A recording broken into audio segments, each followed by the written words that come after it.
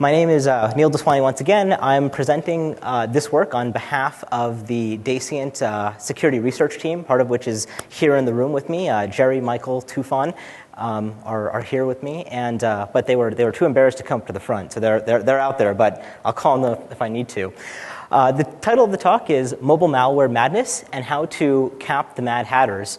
So you'll see a bit of a Alice in the Wonderland type of theme when I gave internal versions of this talk and previous versions to smaller select audiences. People weren't quite sure exactly what we meant by cap the Mad Hatter. There's various interpretations of that. It could ranging from actually putting a cap on to shooting people. So there's some diagrams here which shows the latter or the former interpretation. In any case, let me go ahead and get started and tell you a little bit about what we'll be covering. I'll be talking about how the area of mobile malware has evolved over time, and then I'll be talking about two key contributions. One key contribution that we make in this work is we have prototyped a mobile drive-by attack for the Android platform. We'll be covering that, and then I'll talk about the results of a behavioral analysis study of 10,000 Android applications, which I believe is one of the largest such studies that has been publicly talked about to date. So I'll cover both of those cases and both of those contributions. And if anybody has quick clarification questions, I'm happy to answer them throughout the talk. Of course, if you have longer questions, then I'd be happy to take those questions afterwards. Let's see. Other than that, let me go ahead and get started.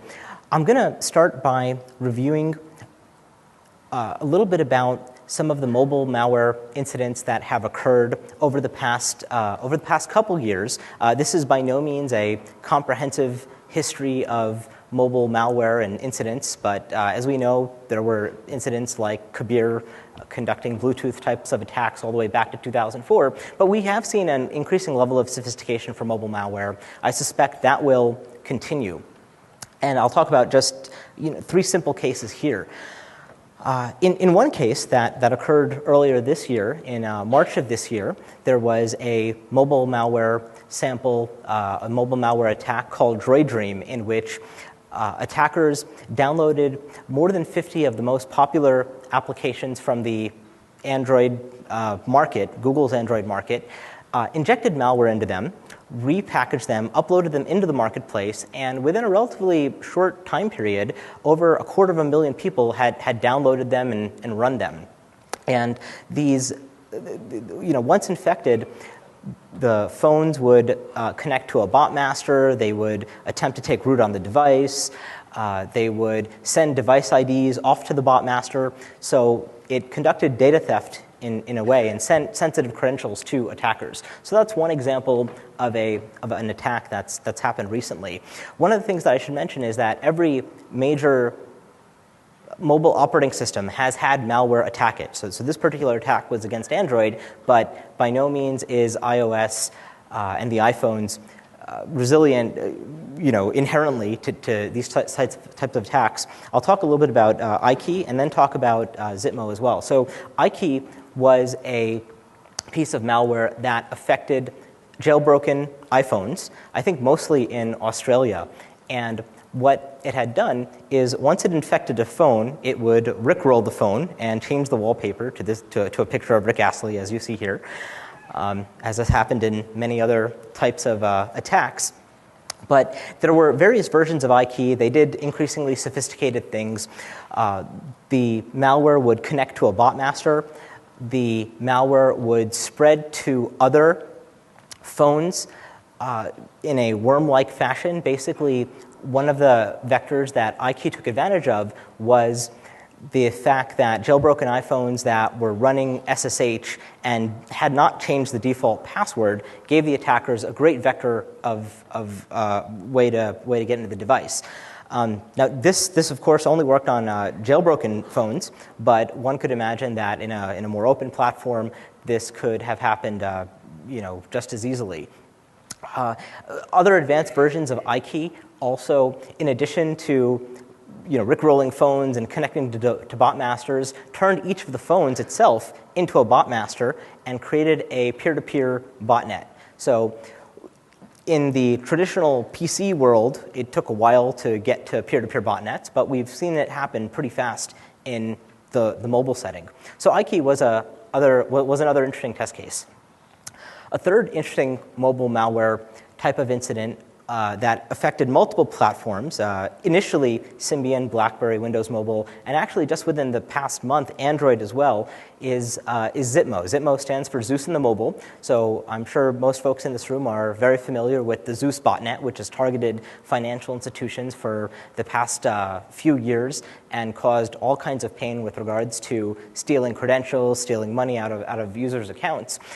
What Zitmo did is took the attacks to, quote unquote, a next level where instead of just stealing the username and password, of course, many financial institutions would deploy two-factor authentication and send an SMS code to users so that stealing the username and password itself wouldn't be enough. But what Zitmo did is socially engineered a user to enter their phone number on a website and sent the users a, quote unquote, security certificate.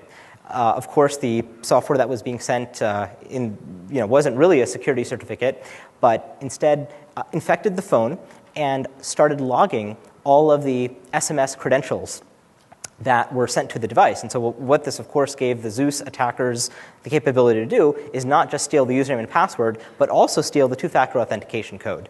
And that's a pretty interesting, sophisticated level of attack. So these are three examples of what's happened in the area of mobile malware incidents. And there's going to be more to come. There's a whole bunch of ones that I haven't covered here. Actually, if you either come to our website or come to BlackHat's website and download the paper, we provide more examples and chronicle some of the other types of mobile malware that have hit.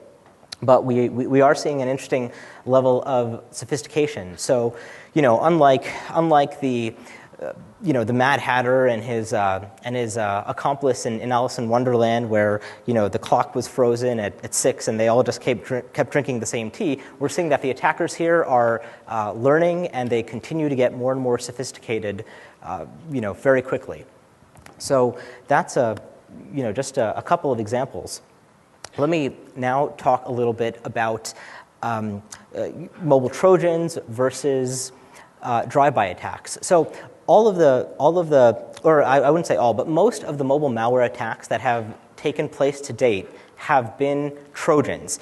Applications either uploaded into popular marketplaces or other places on the web where the user is told that the application provides some piece of functionality, some gaming functionality, some financial institution functionality, whatever it happens to be. And of course, the application doesn't really do that, or in addition to providing that functionality, has malware injected and built into it. Well, if you look at what's taken place over the web over the past 5 to 6 years, we see that Trojans are not the only mechanism of distribution. On the web, drive-by downloads taking place through legitimate websites, taking place through ad networks, taking place through widgets that get infected, have become a much more primary means of distribution. And so users simply visiting legitimate websites will get infected, malware binaries will come down. Now, the question is, will that happen on mobile platforms? If it happens, when will it happen? Is it possible? So we were kind of sitting around the office at Dascient and thinking about these sorts of things and asked ourselves the question. We had seen a lot of the same components, vulnerabilities in browsers, vulnerabilities in client-side applications on mobile platforms, but we wanted to ask this question of, is it possible for drive-by downloads to happen on Androids? And is it possible to have drive-by attacks in general happen on Android?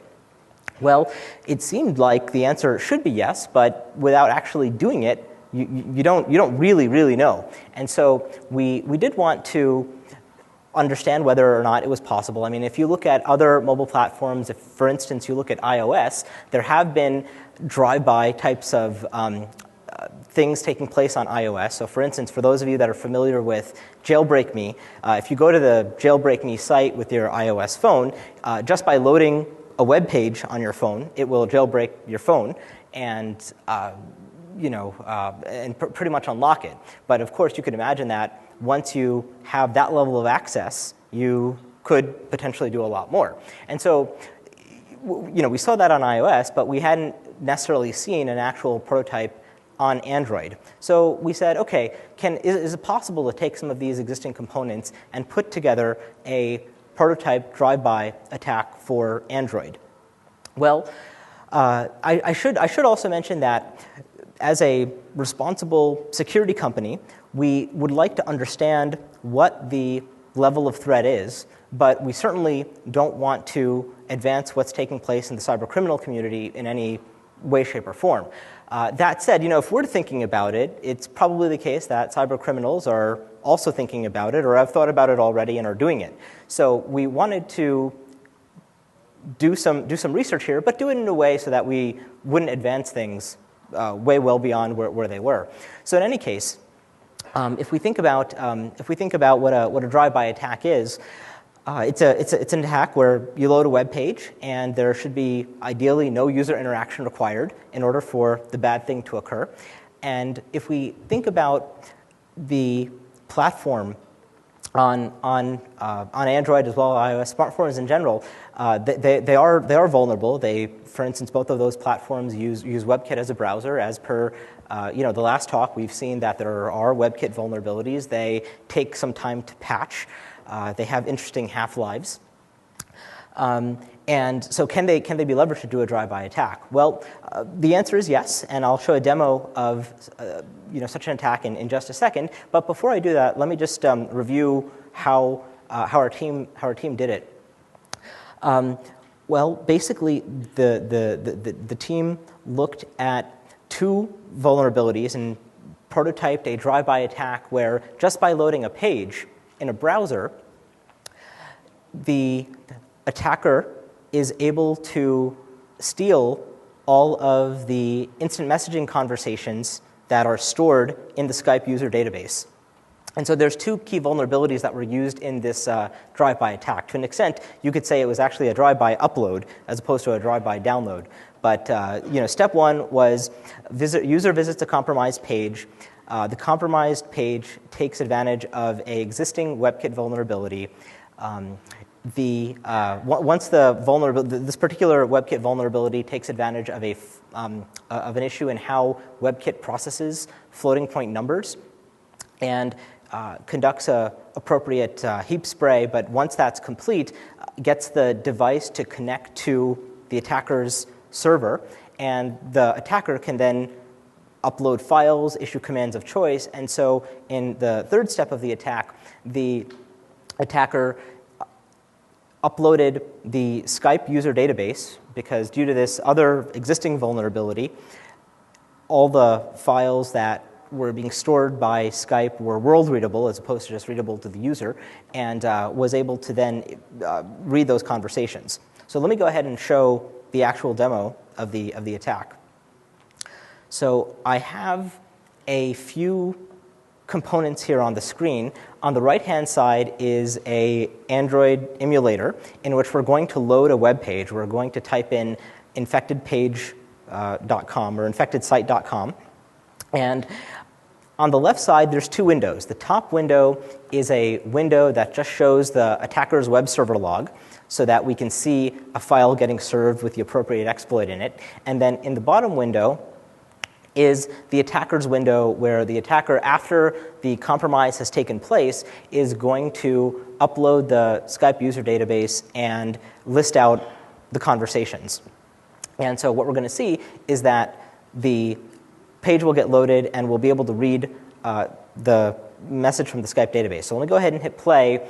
I'll talk through it, and then we'll highlight particular things. The text isn't as large as we might like it to be, but you should be able to get the basic idea. So on the right-hand side of the screen, we're going to enter a URL, infectedsite.com. The page is going to get loaded. It's pretty much just a blank page. We see the web server spit out logs that say it served the exploit, and it served the page with the exploit on it. A connection gets made back out to the attacker's site. The main.db file from Skype gets downloaded, uploaded to the attacker's server, and the attacker issues a command which says, please read the database, and the username is Joe Smith, and it says, this is a secret message because Skype uses the encryptions. So basically, we're able to, just by having the user load a web page, read all of their Skype IM conversations. So that exemplifies that drive-by attacks are possible on the Android platform. Let's see. Oh, question.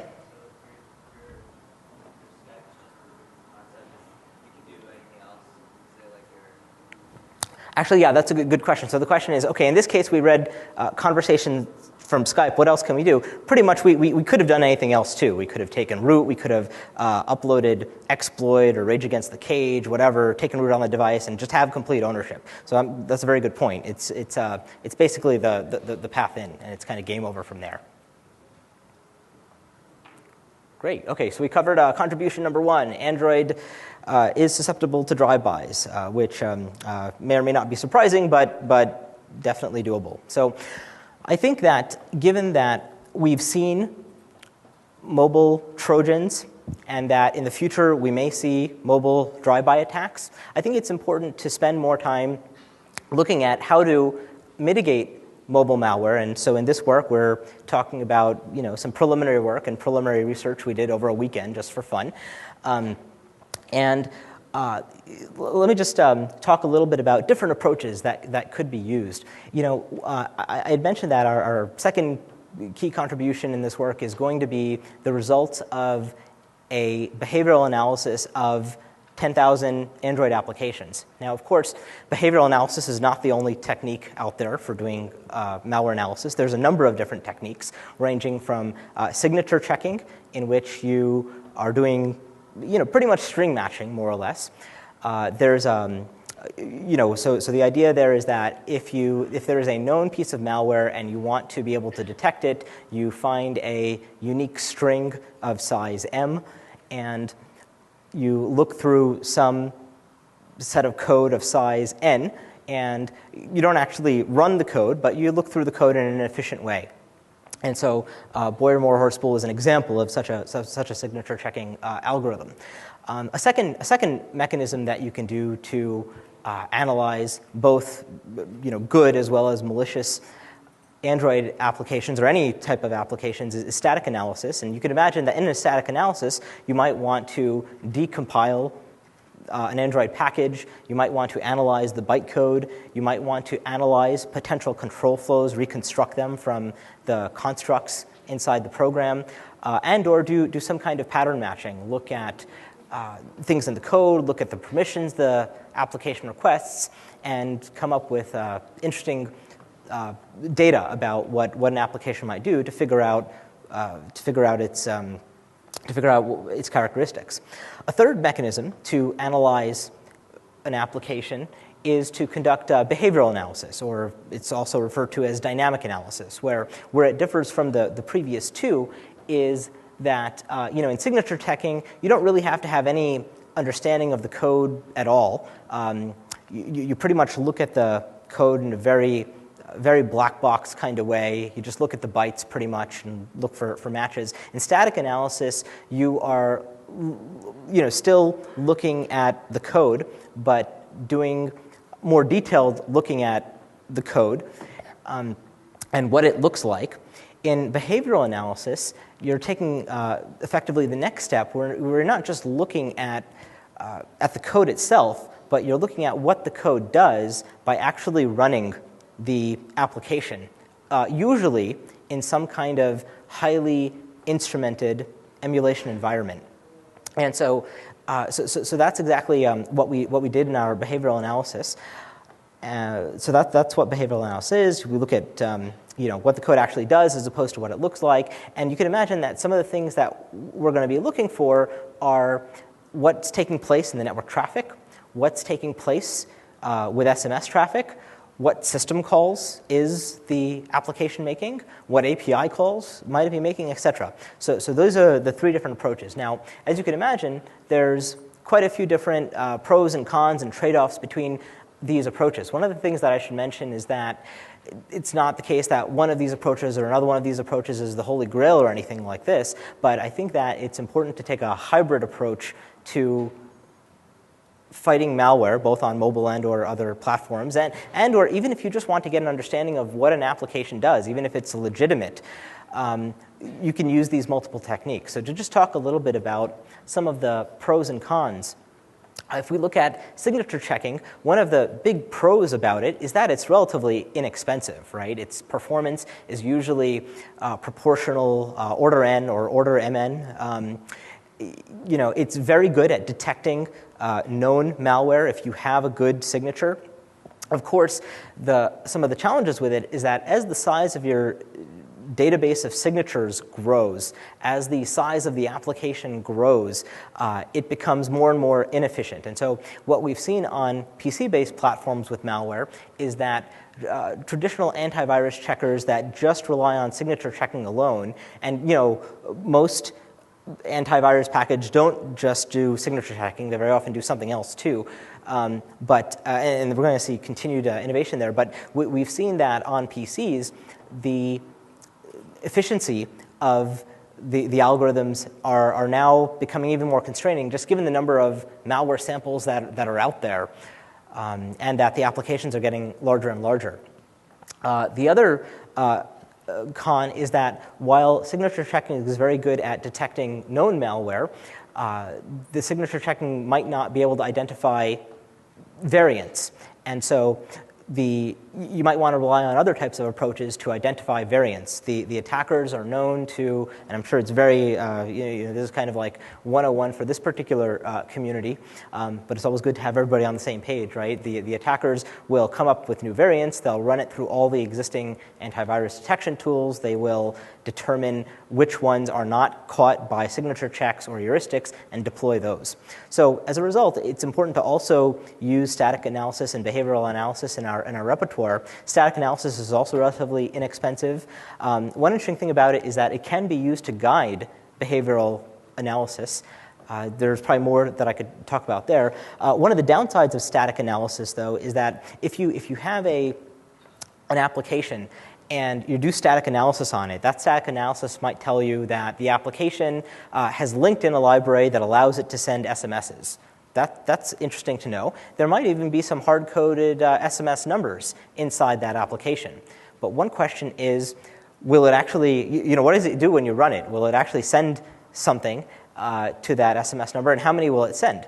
So static analysis, while it can help detect potential capabilities, it very often might not help detect the actual capabilities of any particular application.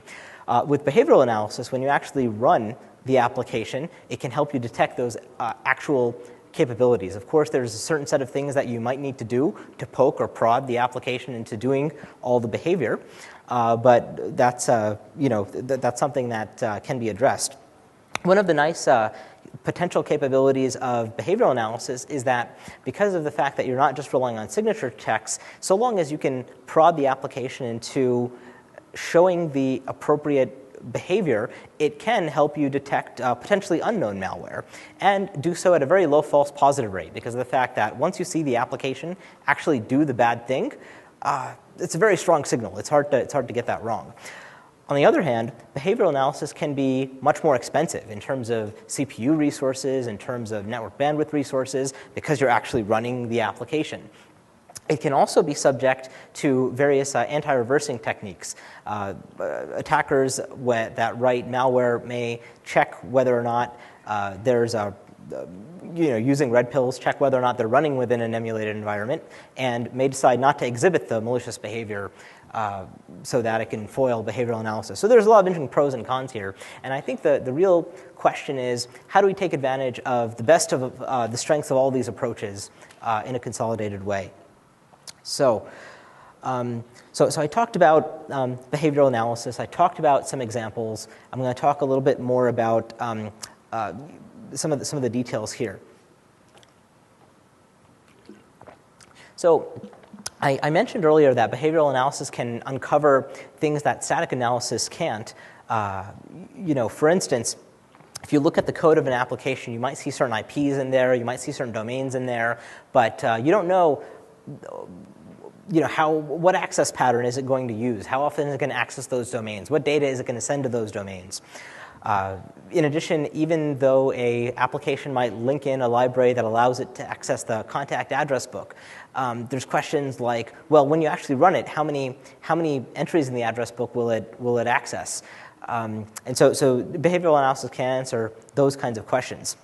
One thing that I should chat briefly about is how do you address the cons, right? It's very expensive to run this behavioral analysis. You can imagine that if you want to do heavyweight behavioral analysis on an actual phone on a client, it may significantly bog it down because of the fact that the device may not have a lot of resources. So one thing that you can do to mitigate that expense is to quote-unquote leverage the power of the cloud, right? Ship the application and or some hash of it off to a server, have that server run the expensive behavioral analysis, and get back to the client with a result. That's one way to address the cons. Another concern is, well, how do you deal with anti-reversing? And the quick answer there, although one could probably give a full talk about it, is that you can, if you're, say, running it within a emulated instrumented environment, you can harden that emulated instrumented environment. So if you look at the Windows world, some malware might check what the VGA driver is. And if it says that it's the VMware VGA driver, then of course the malware is not going to do the bad thing. There's, of course, similar things that one can do with mobile emulators. Now, I should mention that thus far, we haven't seen a lot of mobile malware that does checking as to whether or not it runs in emulators, but it's going to come. So it's going to be really important. So it's going to be important not only to harden the environments that one uses to do behavioral analysis, but it'll also be important to run samples on actual devices, on a device farm when necessary. There's various products built for PC-based malware analysis that support those kinds of things, and I think there's a lot of open green fields with regards to this in the mobile world. So now that I've chatted a little bit about behavioral analysis and static analysis and signature checking and the different trade-offs between them, I wanted to mention some high-level principles for mobile malware detection, given all of those pros and cons, and given those trade-offs. I think that mobile malware will continue to get more sophisticated, and thus far a lot of approaches being used have been based on signature checking and or static analysis. I think we're going to have to employ more and more behavioral analysis as the malware gets more sophisticated. We've seen that with DroidDream, for instance. There are now more variants of DroidDream than existed before, and that's going to continue. With regards to using a combination of approaches, I think that it's going to be important to have clients leverage the cloud and take advantage of data in doing a lot of analysis. In any case, I'm not going to spend too much more time, but one could imagine a scenario where you have a behavioral analysis engine in the cloud actually also auto-generating signatures that get sent out to antivirus clients on mobile devices to keep the checking and mitigation efficient. But in any case, I've talked a lot about principles. What I want to do now is jump into some of the results of the behavioral analysis study that we did on the 10,000 Android applications.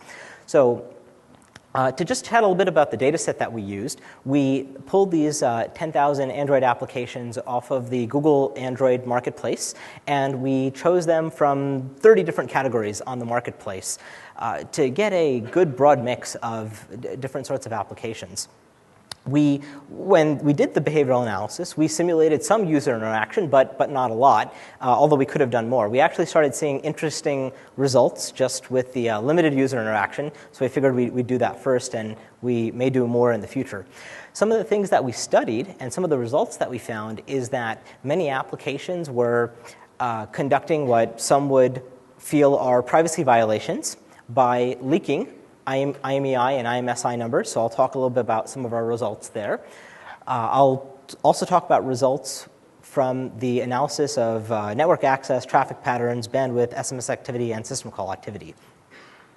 So let's start with IMEI leakage. So out of the 10,000 applications when they were run in our behavioral analysis testbed, we found that 842 of them sent off the user's IMEI number, which is their International Mobile Device Identifier, to a remote server. And there's different levels of this, but there's some number of applications that, so by the way, I should mention that all of these applications did ask the user, hey, can I access the IMEI number? Or can I access the IMSI number? Of course, we know that when it comes to making security decisions, users very often don't do the best job and just click yes to everything. So I think while that kind of permission asking is good, we also should look at things beyond that. Another thing that I should mention is that a user may provide access to access an IMEI number and may provide access to allow the application to access the internet, and the user may have different use cases in mind, but pretty much once those two permissions are given, they can of course be combined, and some users would be surprised with how applications take advantage of permissions in combination. So looking at the set of applications that requested IMEI numbers, so out of a subset of the samples, there were a number of applications that requested the IMEI number but didn't send them off to a remote server, or at least we didn't see the behavior based on the limited analysis that we did. A number of them, actually sent out the IMEI in the clear, just the bits. There were a few applications that attempted to compute an MD5 or a SHA-1 or a SHA-256 hash of the IMEI number before sending it out. Now, a couple of high-level points. With regards to these IMEIs being leaked, it would be difficult, if not impossible, to find that result just by using static analysis, and/or static analysis may have yielded quote-unquote false positives because they didn't actually see the behavior. We found that a number of the applications leaked not only IMEI, but approximately 60 of the applications also leaked the IMSI, and the IMSI number is the number that's kind of burned onto SIM cards, and so and IMSIs were always sent in the clear for some reason. But in terms of implications, just some of the high-level implications are that with a IMEI number getting sent off to a remote server, the device could be cloned. An IMSI number getting sent off could result in somebody cloning a SIM card and potentially charging phone calls to that user, so that's not good. And then even if those exact threats were not completely possible, there's still just a privacy issue with regards to an application provider being able to study the user's behavior, understand how long have they used a particular device across time. If multiple application providers get together, then they could correlate behavior across your applications, which might not always be nice. So in any case, result number one is leakage of these various IDs. Based on those results, there's a couple recommendations that we have for Android developers. So if an application developer needs a unique ID for a user, the IMEI or the IMSI might be very convenient, but it's not as privacy preserving as, for instance, making a connection off to the server and just asking the server for a random user ID. At most, the developer might have to keep track of some state so that they don't give out the same IDs twice, but this way you have a number that's completely divorced from the device itself and from the user. And that way it allows you to retain state but doesn't have privacy issues. Another thing that one could attempt to do is, instead of just taking a hash of the IMEI or the IMSI number, one could salt the hash, add in some additional randomness and entropy. That can provide more privacy, but you need to store the salt on the device. You need to make sure that an adversary can't predict the salt. There's issues there. One thing about using IDs like the IMEI and IMSI number is that if the user ever starts using a new device, then the application developer loses track of that user. So there might be some some good reasons to use a application layer ID like the user's email address, so that even when the user switches phones, and I don't know, users switch phones every 18 months or so, it probably has some correlation to contracts. That's another app layer ID. One final recommendation with regards to the sensitivity of the information here is that in many of the cases, it wasn't the application developer themselves and their own code that was sending the IMEI and IMSI numbers off to remote servers. They used a third-party library for analytics so that they could understand what was the user's behavior, or an ad network so that they could monetize their application. And these third-party libraries are the ones that sent off these IDs. So one thing that's important for Android developers to do is to look at the third-party libraries and look at what they're doing, and then make a decision as to whether or not that third-party library is as privacy-preserving as the application developer would want it to be.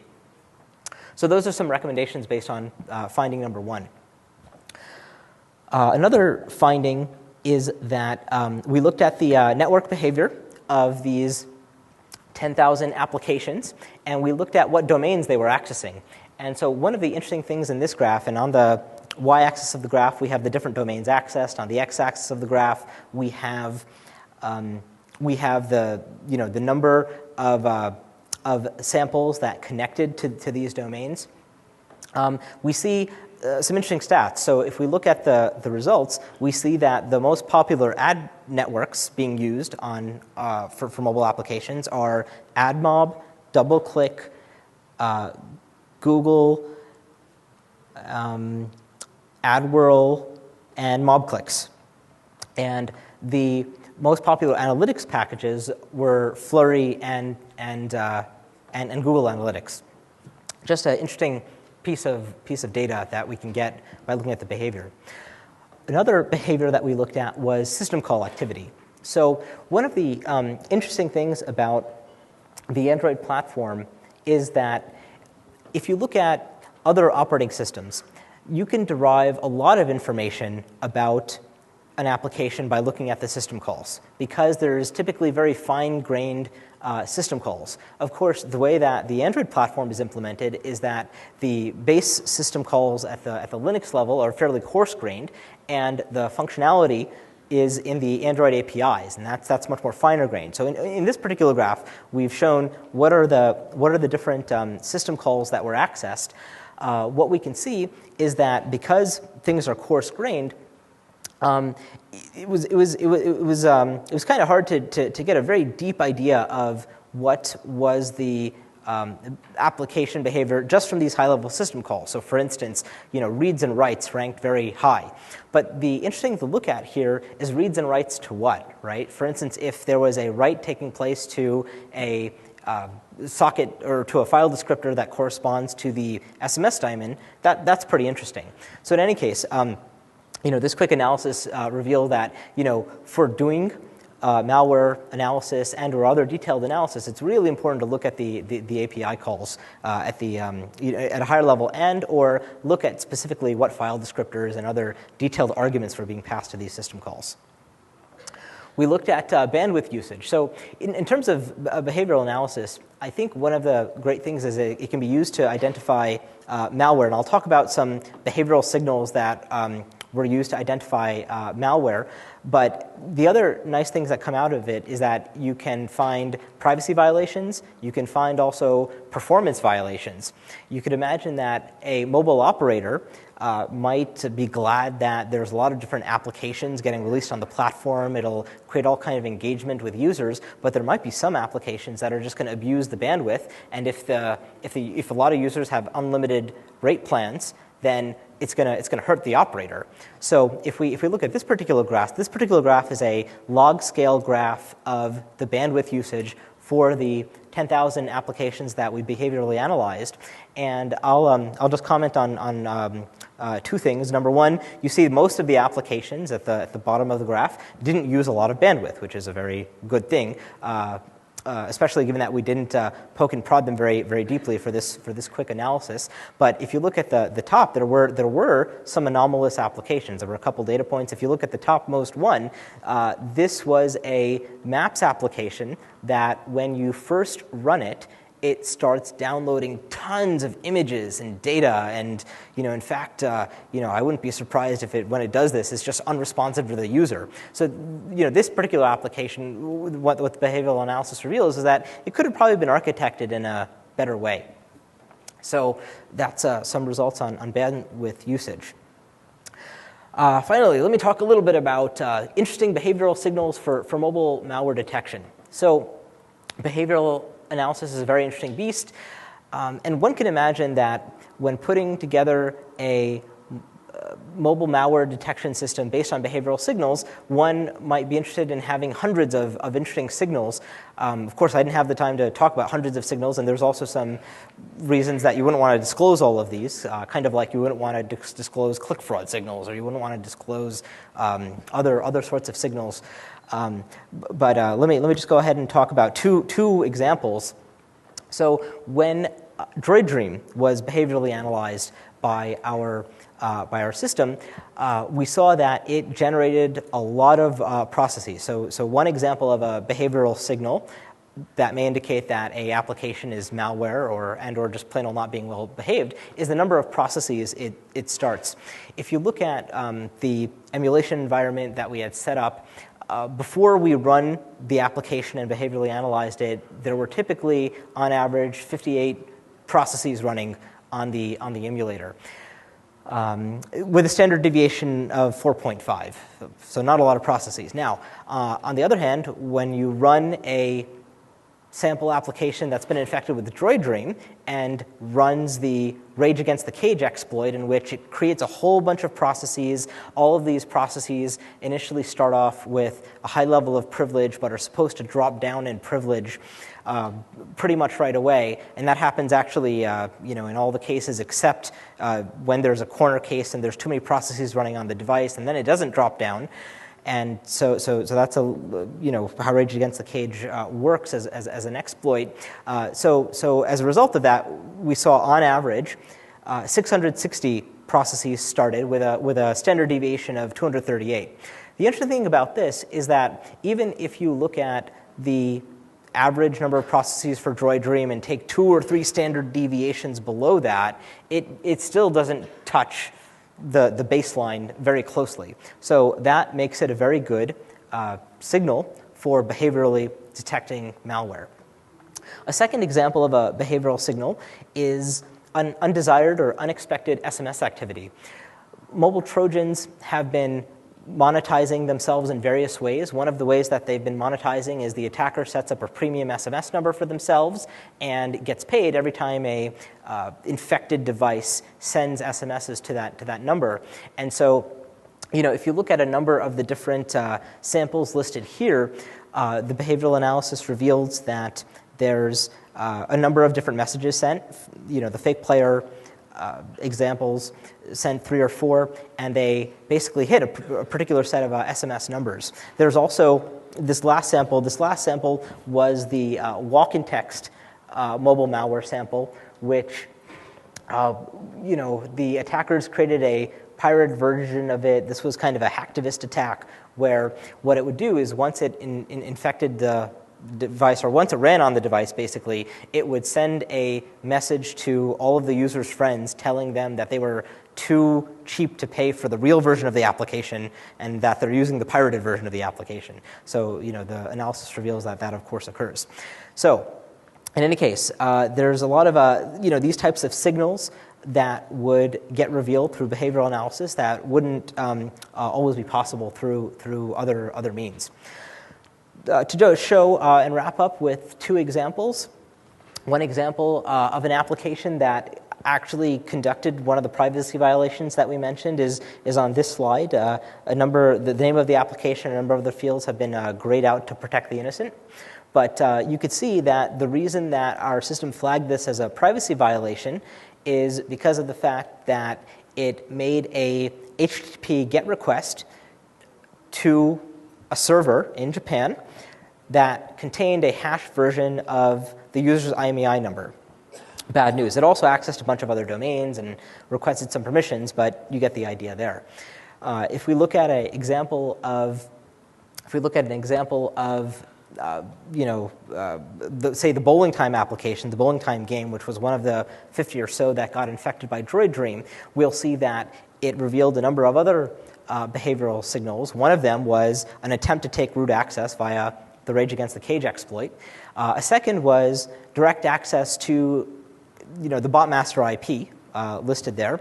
The game, of course, went on to access its images from Akamai and pull in ads from AdsMob, as well as from AdsWorld, but you get the idea. So in any case, that's a result of the analysis for Droid Dream. So to wrap up, we have talked about quite a few things. We've seen a growth in mobile malware in the past 2 years, especially in the first half of 2011. Most of these things have been Trojans so far. We think mobile Trojans will, of course, continue. The question is how the attacker is going to get further distribution. Mobile drive-by attacks might be one option for them. We prototyped that and saw it work. We saw that behavioral analysis can complement signature checking to identify mobile malware as well as just understand privacy violations and performance violations. We studied 10,000 Android applications and came up with some interesting results. There's, one thing I should note is that this particular study is just the tip of the iceberg. We're doing a lot of interesting things at Dascient as a company. We have provided web anti-malware services to some of the leading enterprises on the web. We have provided anti-malvertising services to some of the largest ad networks. We've employed behavioral analysis for these sorts of things in the past. I think this is an interesting start of some preliminary research on using behavioral analysis to identify mobile malware.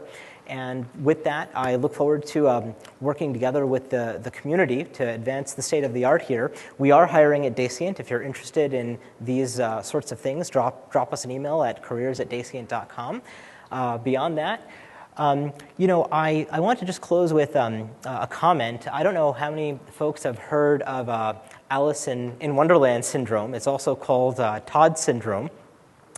It's a syndrome where children and teens are sometimes, it's hard for them to see or to understand the sizes and proportions of things for a variety of reasons. And since it's still fairly early in the mobile malware space, it's going to be interesting to see, there's been a lot of reports out there with regards to mobile malware growing by 400% in the first half of this year. That was a report from Juniper. It looks like things could get pretty bad here because of the fact that mobile devices are going to be used more and more so for commerce and payments, and we have seen these upticks. I think it'll be interesting to see whether or not there's some Alice in Wonderland syndrome taking place here. My guess is probably not, but I think it's really important to be prepared if we want to learn from the lessons of what happened in the malware worlds on PCs. Now is the time to start acting so that we can have a more safe, more secure, open environment for mobile applications. Beyond that, I hope you guys had a great time here at the BlackHat conference. I hope you have a great time at some of the parties tonight as well as at DEF CON. We'll be around to answer any quick questions, but just wanted to say thanks for your time.